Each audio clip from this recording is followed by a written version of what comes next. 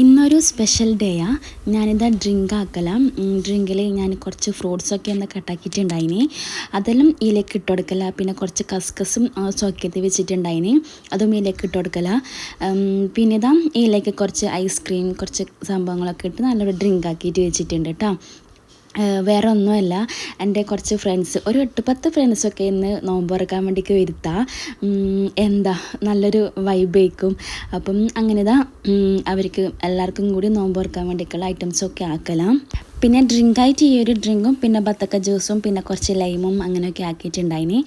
അപ്പം ഇതാ ഇതിവിടെ ആക്കി കഴിഞ്ഞിട്ടുണ്ടായിന്. 2-3 സ്കൂപ്പ് ഐസ്ക്രീമും കൂടി ഇട്ടിട്ട് ഇതവിടെ സെറ്റാക്കി വെച്ചിട്ടുണ്ട്.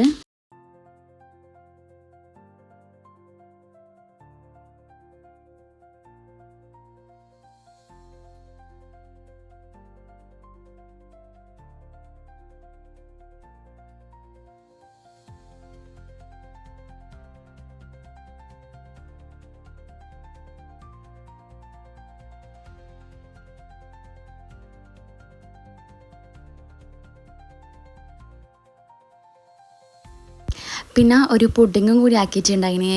കസ്റ്റാർഡ് വെച്ചിട്ട് കുറച്ച് ഫ്രൂട്ട്സ് എല്ലാം ഇട്ടിട്ട് അങ്ങനെ ഒരു പുഡിങ്ങും കൂടി ആക്കിയിട്ടുണ്ടായിന്. അതും കൂടി അവിടെ സെറ്റായിട്ടുണ്ടായിട്ടുണ്ടായിന്.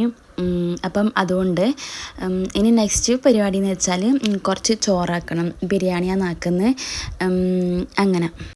അങ്ങനെ ടൈം ആകുമ്പം അവരെല്ലാം വന്നിട്ടുണ്ടായിന്. കടിയെല്ലാം അവരെല്ലാം കൊണ്ടുപോയിട്ടുണ്ടായിന്, സ്നാക്സൊക്കെ.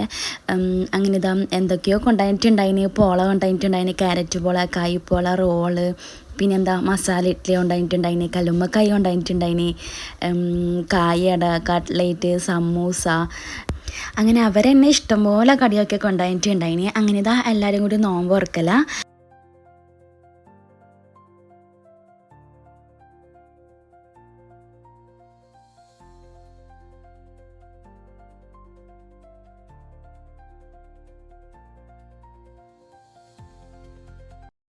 അങ്ങനെ ആ നോമ്പൊക്കെ തുറന്ന് എല്ലാവരും ഇങ്ങനെ റെസ്റ്റില്ല, നിസ്കാരം കാര്യങ്ങളൊക്കെ കഴിഞ്ഞ് എല്ലാവരും കൂടി ഒരുമിച്ചിരുന്ന് ഇങ്ങനെ എന്തൊക്കെയോ പാടായി വിടില്ല.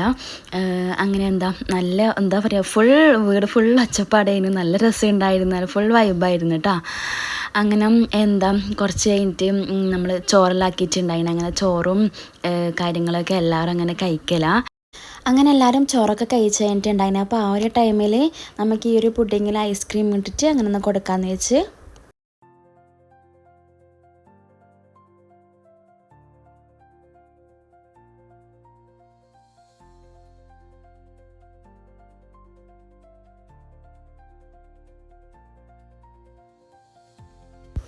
അങ്ങനെ ഇതാ എല്ലാവരും ഫുഡൊക്കെ കഴിച്ച് എല്ലാവരും ഹാപ്പി, ഞാനും ഹാപ്പി, അവരും ഹാപ്പി. അങ്ങനെ നല്ലൊരു ദിവസമായിരുന്നു.